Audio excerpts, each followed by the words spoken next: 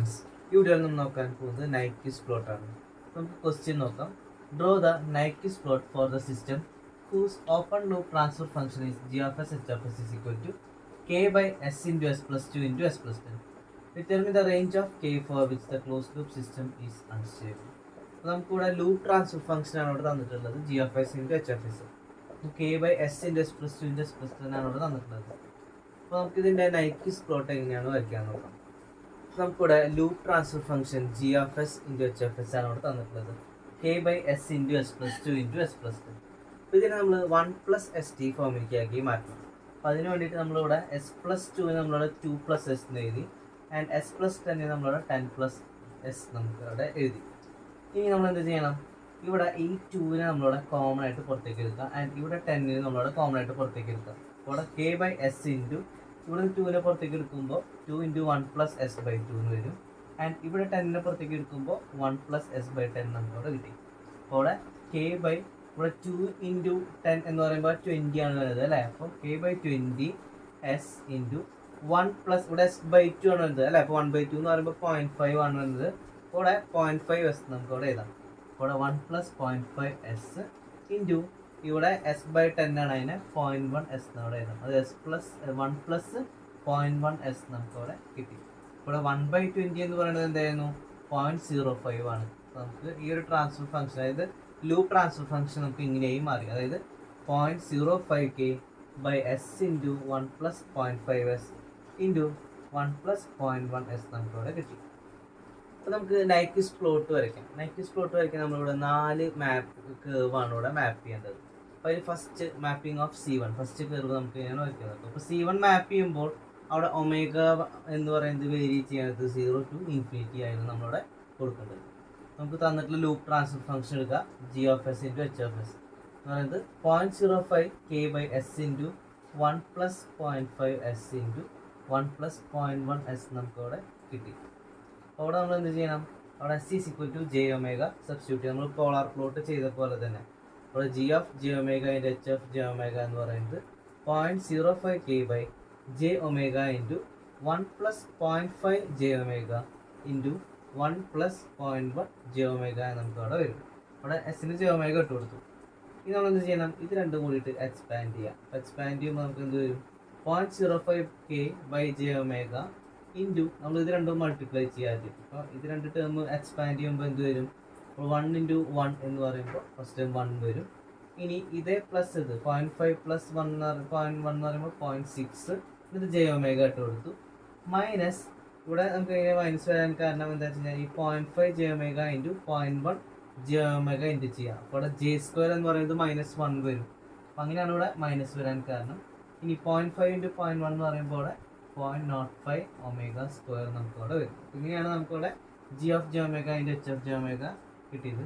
ഇനി നമുക്കിവിടെ പുറത്തൊരു ജെ ഒമേഗ ഉണ്ട്. അപ്പോൾ നമ്മൾ ഈ ഒരു ടേമിൽ ഓരോ ടേമിലും മൾട്ടിപ്ലൈ ചെയ്യാം.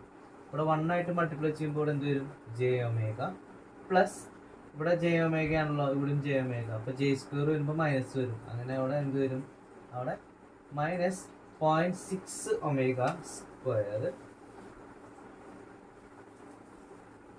മൈനസ് നമുക്കിവിടെ ജെ ആണ്, J omega into 0.05 omega square. അത് മൾട്ടിപ്ലൈ ചെയ്യുമ്പോൾ നമുക്കിവിടെ ജെ 0.05 ഒമേഗ ക്യൂബ് എന്ന് നമുക്കവിടെ വരും.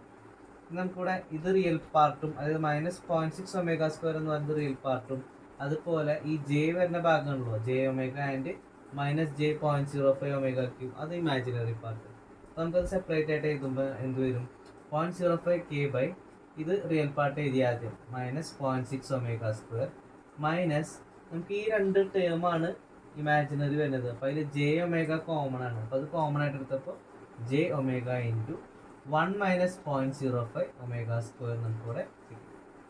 ഇനി നമുക്ക് at phase crossover frequency omega P C, അതായത് ഒമേഗ പി സി എന്ന് പറഞ്ഞൊരു ഫ്രീക്വൻസി ഉണ്ട്, അതായത് ഫേസ് ക്രോസ് ഓവർ ഫ്രീക്വൻസി നമ്മൾ പറയാം. ആ സമയത്ത് എന്തായിരിക്കും, ഇവിടെ ഇമാജിനറി ടേം ഉണ്ടല്ലോ, ഈ ഒരു ഇമാജിനറി ടേം അത് 0 ആയി മാറും. അപ്പോൾ അവിടെ നമുക്ക് എന്ത് പറയാം, ഈ ഒമേഗ പി സി നമ്മളിവിടെ ഇട്ട് കൊടുക്കാം ഈ ഒമേഗയ്ക്ക് പകരം. At omega is equal to omega P C നമുക്ക് ഈ ഒരു ടേം 0 ആയിട്ട് ഇക്വേറ്റ് ചെയ്യാം. ഇവിടെ omega P C into 1 minus 0.05 omega pc square is equal to 0. അപ്പോൾ നമുക്ക് ഈ ഒരു ടേം 0 ആവണം, നമുക്ക് 0 ആയിട്ട് ഇക്വേറ്റ് ചെയ്യാൻ പോവാണ്. അപ്പോൾ അവിടെ 1 minus 0.05 omega P C square 0 ആയിട്ട് ഇക്വേറ്റ് ചെയ്തപ്പോൾ എന്ത് വരും? Omega P C is equal to നമ്മൾ ഈ 1നെ ഇപ്പുറത്തേക്ക് കൊണ്ടുപോവാം. അപ്പോൾ അവിടെ അതിന് ശേഷം നമുക്ക് എന്താ ഒമേഗ പി സി എഴുതുമ്പോൾ √1/0.05 നമുക്ക് അവിടെ വരും. എന്താണ് വരുന്നത്?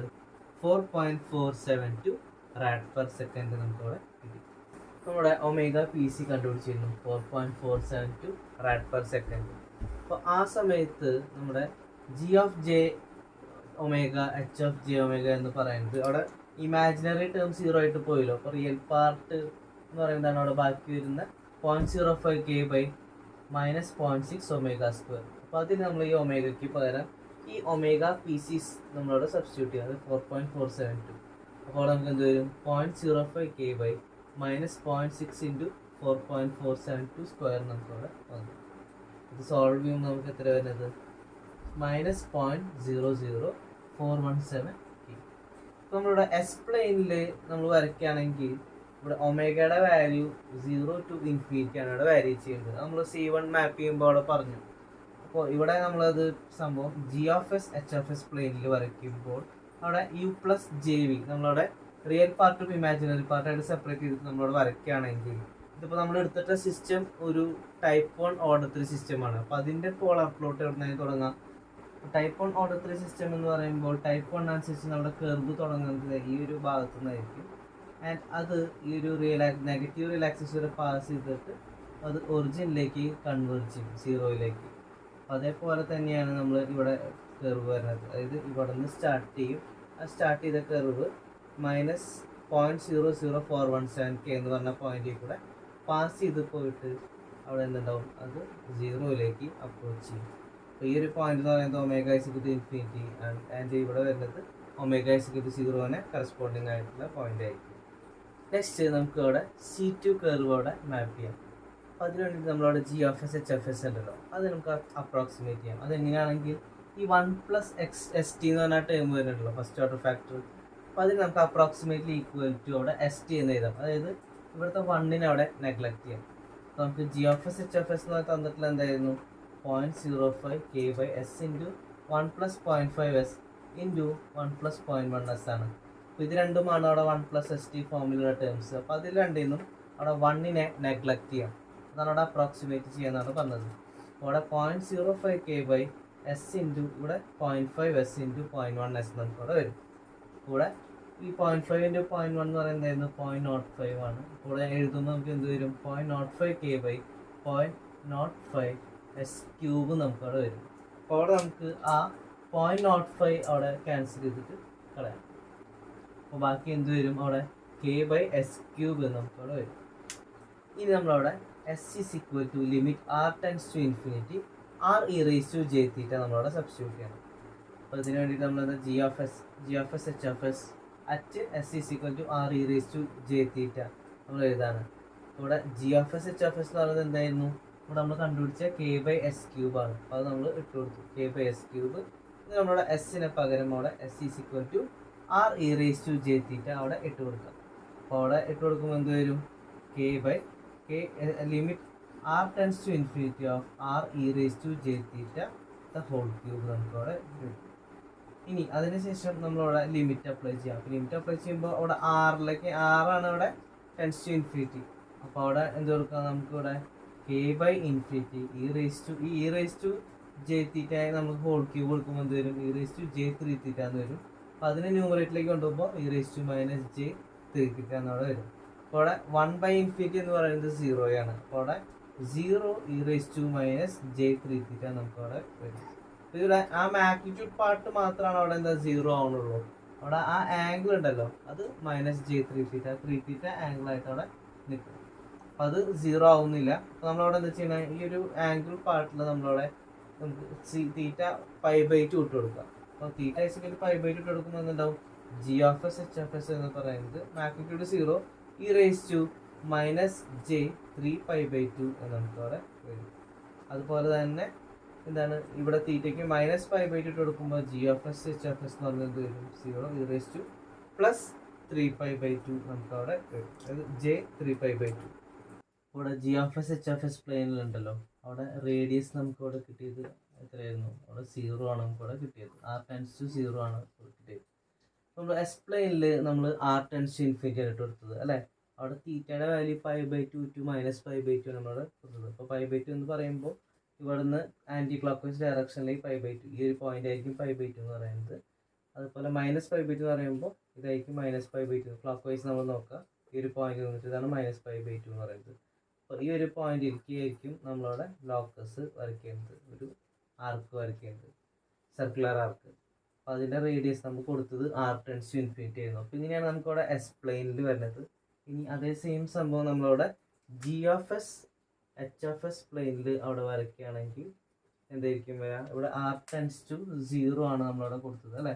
r ടെൻസ് ടു 0 എന്ന് പറയുമ്പോൾ നമുക്ക് ഇവിടെ എത്ര വരുന്നത്? -3π/2 ആണ് വരുന്നത് അല്ലേ. -3π/2 എന്ന് പറയുമ്പോൾ ഈ ഒരു പോയിന്റിൽ നിന്ന് നോക്കുമ്പോൾ -90, -180, -270 ഇതാണ് -3π/2 എന്ന് പറയുന്ന പോയിന്റ്. അപ്പോൾ അവിടെ നിന്നാണ് അവിടെ കർവ് തുടങ്ങുന്നത്. അപ്പോൾ അവിടെ നിന്ന് തൊട്ടിട്ട് എന്താണ് +3π/2 വരെയാണ് നമ്മുടെ കർവ് വരയ്ക്കേണ്ടത്. അപ്പോൾ ഇവിടെ നിന്ന് എന്താണ് നമ്മളിവിടെ വരച്ചിട്ട് ഈ ഒരു പോയിന്റ് നമ്മൾ 0 എന്ന് പറയുന്നത്. ആൻഡ് ആൻറ്റി ക്ലോക്ക് വൈസ് ഡയറക്ഷനിൽ വീണ്ടും നമ്മൾ എത്രയാണ് 270 വരെ പോകണം. അതായത് +90, 180, 270. അപ്പം അങ്ങനെയാണ് നമ്മളിവിടെ എന്താണ് ഈ ലോക്കസ് വരയ്ക്കുന്നത്. അടുത്തത് C3 കർവ് അവിടെ മാപ്പ് ചെയ്യാം. അപ്പോൾ ഇവിടെ ഒമേഗ എന്ന് പറയുന്നത് C3 മാപ്പ് ചെയ്യുമ്പോൾ ഒമേഗ വേരി ചെയ്യുന്നത് -∞ ടു 0 ആയിരുന്നു.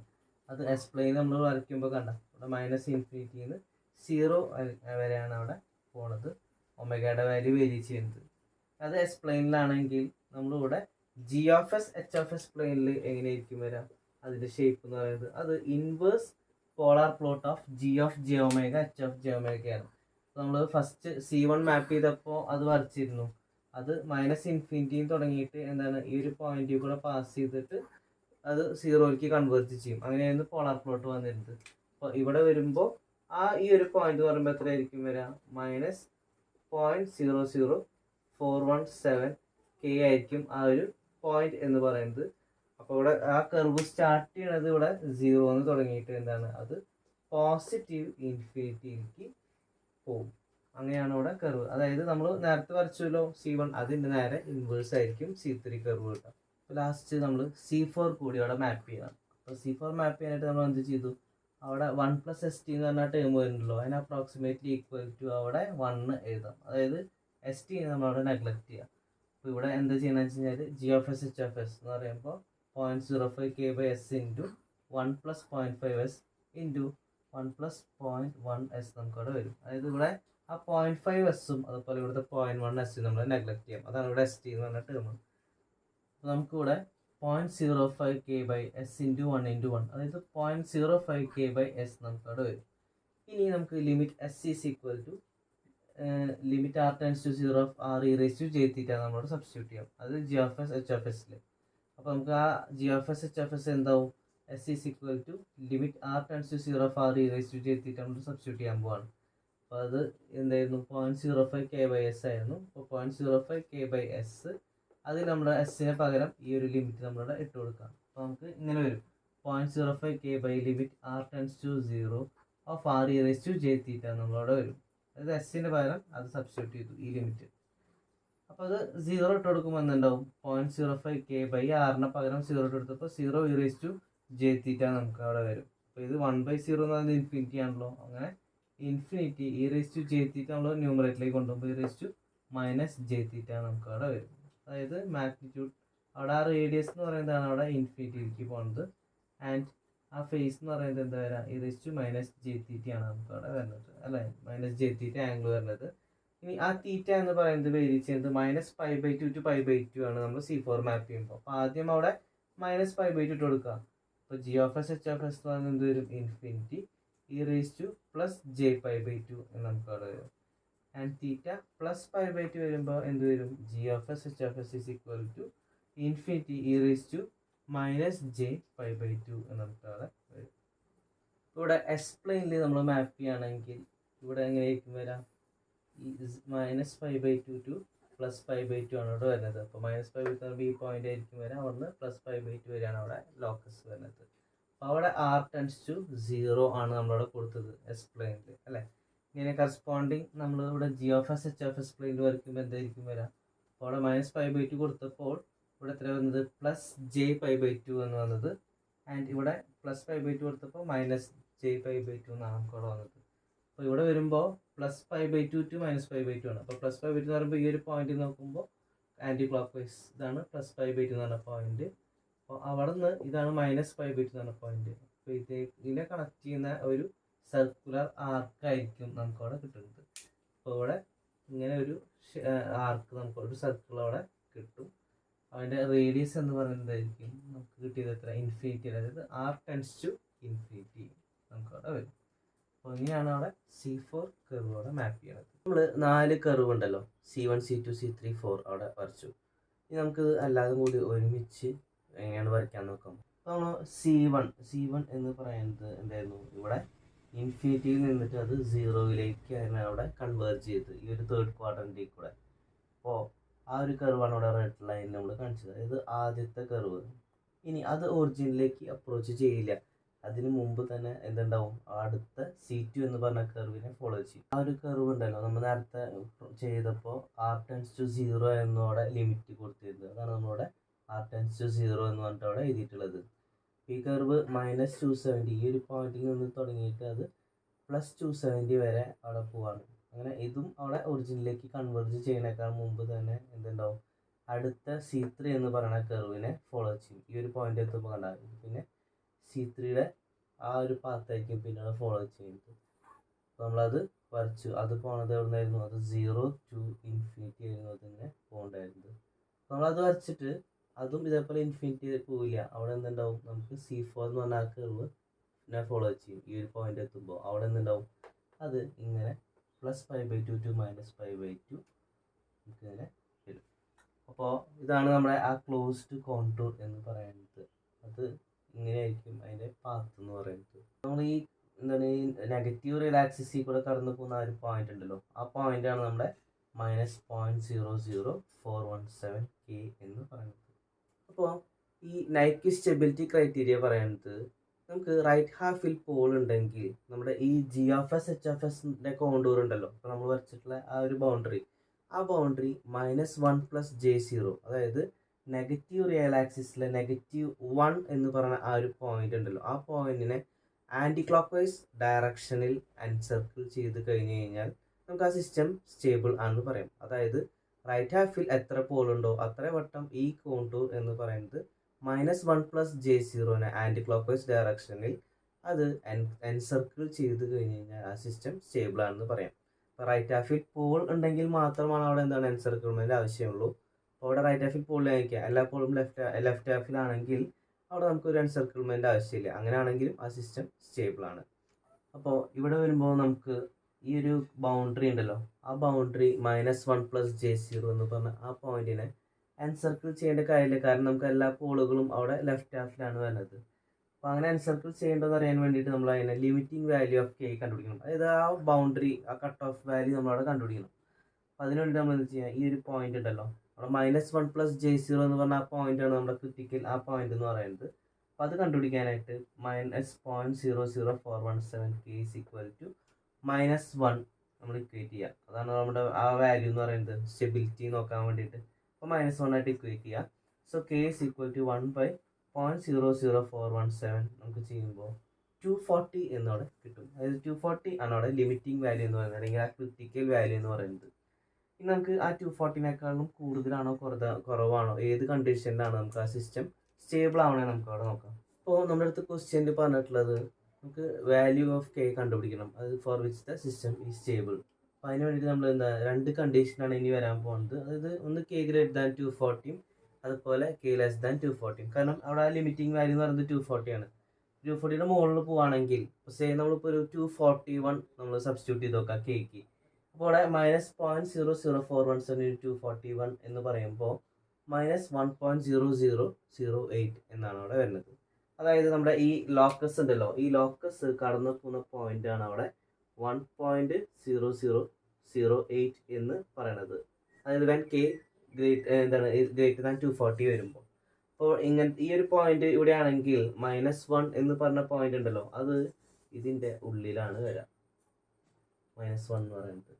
അപ്പോൾ ഇവിടെ നമുക്ക് എന്തുണ്ട്, ഒരു ക്ലോക്ക് വൈസ് എൻസർക്കിൾമെന്റ് 2 പ്രാവശ്യമുണ്ട്. അതായത് ഇവിടെ റെഡ് കളർ ഈ ഒരു കോണ്ടൂറും ഉണ്ട്, അതുപോലെ ഈ ഒരു ബ്ലൂ കളർ കോണ്ടൂറും, അത് 2 പ്രാവശ്യം ക്ലോക്ക് വൈസ് എൻസർക്കിൾമെന്റ് ചെയ്യുന്നുണ്ട്. അത് മാത്രമല്ല നമുക്കിവിടെ റൈറ്റ് ഹാഫിൽ പോൾ ഉണ്ടായിരുന്നില്ല, നമുക്ക് തന്നിട്ടുള്ള ആ ഓപ്പൺ ലൂപ്പ് ട്രാൻസ്ഫർ ഫംഗ്ഷനിൽ. അപ്പോൾ അവിടെ ശരിക്കും പറഞ്ഞു കഴിഞ്ഞാൽ ഒരു എൻസർക്കിൾമെന്റിന്റെ ആവശ്യമില്ല.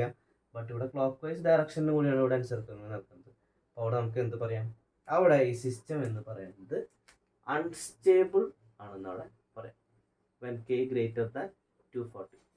ഇനി അടുത്ത കേസ് k ലെസ് ദാൻ 240. ഇപ്പോൾ k ലെസ് ദാൻ 240 എന്ന് പറയുമ്പോൾ നമ്മളൊരു വാല്യൂ ഇപ്പോൾ 238 നമ്മൾ സബ്സ്റ്റിറ്റ്യൂട്ട് ചെയ്യാൻ പോവാണ്. അപ്പോൾ അവിടെ ഈ -0.00417 ഇൻറ്റു 238 ചെയ്യുമ്പോൾ അവിടെ -0.9246 എന്നാണ് അവിടെ വരുന്നത്. അതായത് നമ്മുടെ ഈ ലോക്കസ് ഉണ്ടല്ലോ, ഈ ലോക്കസ് കടന്നു പോകുന്ന പോയിന്റ് എന്ന് പറയുന്നതാണ് അത് -0.99246 എന്ന് പറയുന്നത്.